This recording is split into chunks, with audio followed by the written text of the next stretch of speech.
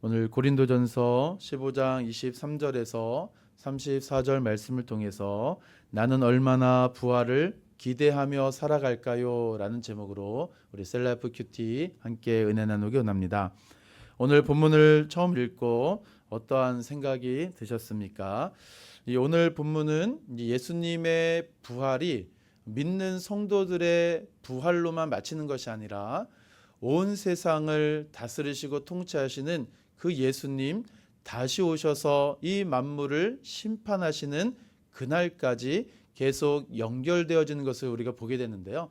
그래서 우리 주님 다시 오셔서 이 세상을 통치하시고 심판하시는 이 마지막 때에 믿는 성도들의 부활을 통하여서 우리 주님의 살아계심과 그 영광을 다시 한번 이 땅을 살아가는 모든 성도들에게 확신을 주시고 믿음을 견고하게 해주시는 그 은혜를 우리가 보게 되는데요. 그래서 오늘 부활, 이 예수님의 부활이 어떤 이 단지 예수 믿는 한 성도의 개인의 부활로만 마치는 것이 아니라 온 세상을 바라보고 또 주님 다시 오시는 그 재림 사건까지 계속 연결되어지는 이 말씀을 통해서 우리 믿음의 시야가 점점 확장되어지고 확대될 필요가 있다라는 생각을 가지게 되었습니다. 왜냐하면 이 예수 그리스도, 다시 오실 예수 그리스도를 우리가 사모하고 바라보는 이유는 바로 온 세상의 통치자의 구주가 되시는 만왕의 왕으로 인정하는 그 고백의 신앙이 계속해서 연결되어지기 때문에 우리 믿음의 시야가 한 곳에만 머물러 있는 것이 아니라 영원한 나라 하나님 나라까지 계속적으로 우리의 시야가 뻗어 나갔으면 좋겠다라는 생각을 가지게 되었습니다. 두 번째는 오늘 본문에 나타난 인물, 사건, 장소가 오늘 본문과 어떠한 관계를 맺고 있을까요? 오늘 바울은 이 부활 사건의 세 단계를 우리들에게 가르쳐주고 있는데요. 첫 번째 단계는 첫 열매 되시는 예수님의 부활입니다. 이 부활 사건은 이미 완료가 되었죠. 우리 예수님 부활하셨기 때문에 그렇습니다. 두 번째 단계는 이 그리스도께서 재림하실 때, 이 세상에 다시 오실 때 그분께 속한 모든 성도의 부활입니다. 우리 첫 열매 되신 예수님의 부활로 말미암아 그분을 믿고 그분과 연합된 우리 모든 성도는 그분이 예수님께서 부활하신 것처럼 우리도 부활한다라는 소망을 우리들에게 다시 한번 강조해 주는 말씀입니다. 그리고 세 번째 단계는 예수님께서 최후의 이 만유의 통치권을 하나님께 넘기시기 전에 이 둘째 사망의 심판주로 오시고 또 심판을 면한 자들의 부활을 우리들에게 가르쳐 줍니다. 그래서 예수를 믿는 자들에게는 생명의 부활로, 믿지 않는 자들에게는 심판의 부활로 우리 주님은 심판하시고, 그리고 오늘 본문에서는 예수님의 부활로만 마치는 것이 아니라 앞서 말씀드린 것처럼 재림하셔서 최후 심판까지, 그리고 하나님 나라의 영원한 삶까지 계속해서 연결짓는 이 승기하신 그리스도의 영광을 우리들에게 보여주고 있는데요. 이 비하하신 그리스도는 성육신 하셔서 십자가의 모든 질과 고난을 담당하시고 십자가에도 죽으시고 지옥 강화까지 내려가셨다가 승기, 곧 이제 하나님의 귀한 능하신 오른손으로 예수 그리스도를 살려주셔서 이 부활 승천하시고 하나님 보좌 우편에 앉으셔서 온 세상을 다스리시고 통치하시다가 주님의 때에 이 세상에 다시 오셔서 최후 심판, 그리고 모든 믿는 자들을 하나님 나라로 인도하시는 그 영광스러운 과정까지 보여주시는 승기의 그리스도의 그 영광을 오늘 본문을 통하여 우리는 다시 한번 보게 되는데요.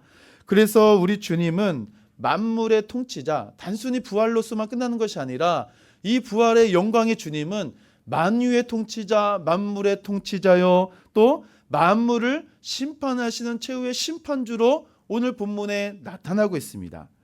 주님은 이 세상의 주가 되시고 온 세상의 만유의 통치자가 되시기 때문에 그렇습니다. 그렇기 때문에 모든 믿는 자들에게는 생명의 부활을 주시고 믿지 않는, 특별히 이 사단 마귀 모든 원수를 멸하시고 통치하시는 우리 주님의 영광과 그 권세를 우린 다시 한번 보게 되는데요. 왜 이것을 사도 바울은 강조할까요? 오직 아직도 이 부활을 믿지 않는 이 고린도 교회 안에 있는 성도들, 또 부활이 있지 않다라고 이야기하는 이 시대 사람들에게 부활의 주님은 단순히 부활로 마치는 것이 아니라 이렇게 최후 심판, 온 세상을 다스리시는 주가 되셨기 때문에 우리가 하나님을 믿고 예수 그리스도를 믿는다라는 것은 이렇게 위대한 일이다라는 사실을 우리들에게 강조하기 위하여 오늘 사도 바울은 부활 이후의 재림까지 계속해서 이야기하는 것입니다. 세 번째로 오늘 본문에 나타난 하나님은 그럼 어떠한 하나님일까요? 예수 그리스도께서는 이 잠자는 자들의 첫 열매가 되어주셔서 사망 가운데 있는 모든 사람들에게 생명의 삶을 주시는 하나님이십니다. 그분은 원수를 발 아래 두시고 만물을 다스리시는 하나님이시다라는 사실을 우리는 오늘 본문을 통하여 발견할 수 있다라는 것이죠. 그렇기 때문에 부활을 부인하는 자들의 그런 가르침에 속지 말고 부활의 확신을 가지고 이 세상을 살아가라라고 사도 바울은 오늘 본문을 통하여 우리들에게 강조하는 것입니다. 이런 관점을 통하여서 우리는 오늘 본문을 통하여 무엇을 우리의 삶 속에 적용하면 좋을까라는 것입니다. 우리 사랑하는 성도 여러분, 오늘 이 부활의 메시지 또 부활의 이 강조점을 사도 바울이 고린도 교회의 성도들에게 말씀하고 있는데요. 이 말씀이 동일한 믿음을 가진 저와 여러분들에게는 어떠한 마음으로 여러분들에게 다가오십니까? 예수님이 부활하시고 또 부활 이후 다시 재림하셔서 예수 믿는 성도들을 당신의 나라로 인도하여 주신다라는 이 부활의 확신, 천국 소망의 기쁨, 우리 성도님들은 얼마나 기대하며 살아가고 계십니까? 이 부활의 소망과 그 열매를 우리가 기대한다면 첫 번째로 부활의 결과를 우리는 항상 기대하며 살아가셔야 됩니다. 우리는 예수님께서 만물을 통치하시고 또 그 만물을 통치하도록 모든 권한을 부여해 주신 하나님 아버지께 복종하시는 그 예수 그리스도, 그날까지 하나님 나라를 이루어가는 그 삶을 우리가 살아가야 된다라는 것이죠. 이 부활의 결과는 우리가 천국에서만 살아갈 것이 아니라 오늘 이 땅에서 예수를 믿는 모든 성도들의 삶이 이미 우리에게 주어진 부활 승리의 영광을 알기 때문에 부활의 결과를 아는 자들이 오늘 이 세상을 우리가 어떻게 살아가야 되느냐라는 것입니다. 성도는 주님이 다시 오실 때까지 예수 그리스도를 통치를 받는 이 땅 가운데서 우리가 부활의 산소망의 증인의 삶의 그 역할을 감당해야 된다라는 것입니다. 그것이 바로 우리 성도들이 가진 부활의 결과에 대한 기대요 사명이다라는 것이죠. 그렇기 때문에 우리가 살아가고 있는 이 모든 삶의 영역 속에서 예수 그리스도의 부활의 산 증인과 그 산 소망을 날마다 증거하며 살아가는 우리가 되어야 된다는 것입니다. 사회, 정치, 경제 모든 분야죠. 하나님의 의로운 통치가 이루어지도록 성도의 삶이 어떻게 될까요? 부활 신앙이 그냥 단순하지 않다라는 것입니다. 이 땅에서의 삶이 그냥 부활이 없기 때문에 무의미하다라면서 대충 살아갈 일이 아니다라는 것이죠. 지금도 많은 사람들은 이 세상을 살아가면서 주님이 다시 오실 이 재림, 또 주님이 다시 오셔서 믿는 성도들을 영광의 부활로 삼아주시고 영원한 하나님 나라로 이끌어 가신다라는 이 신앙, 복음의 핵심에 대하여 귀를 닫고 살아가고 있지 않습니까? 그렇기 때문에 이 세상은 내가 죽으면 없어질 것. 그렇기 때문에 사도 바울이 이 부활을 믿지 않는 자들의 이 악한 가르침에 속지 말라라고 이야기하는 것입니다. 이 땅에서의 삶은 무의미하게 사라져 버리는 것이 아니라 영원한 나라까지 계속 이어지는 것입니다. 오늘 우리가 지금 드리는 예배도 마찬가지죠. 기도도 마찬가지고 봉사와 전도도 마찬가지입니다. 우리 믿는 성도들이 예배, 기도, 봉사, 전도 이러한 신앙의 모든 삶이 주님이 다시 오셨을 때 이것만 평가하는 것이 아니다라는 것입니다. 우리의 모든 삶 전체가 지금 영원한 하나님 나라와 계속 이어지고 있다라는 것이죠. 그렇기 때문에 신앙생활도 잘해야 되지만 교회 밖의 삶도 잘해야 됩니다. 교회 밖의 삶도 우리 하나님은 지금 눈여겨보고 계시다라는 사실이죠. 직장과 상황, 내가 만나는 모든 사람과의 관계 속에서 그리스도의 영광이 나타나도록 살아가야 될 사명이 우리에게 주어졌다라는 것이죠. 왜 그럴까요? 부활을 믿기 때문에 그렇습니다. 모든 삶의 영역 속에서 만물을 통치하시는 그리스도의 통치가 지금도 임하고 있기 때문에 그렇습니다.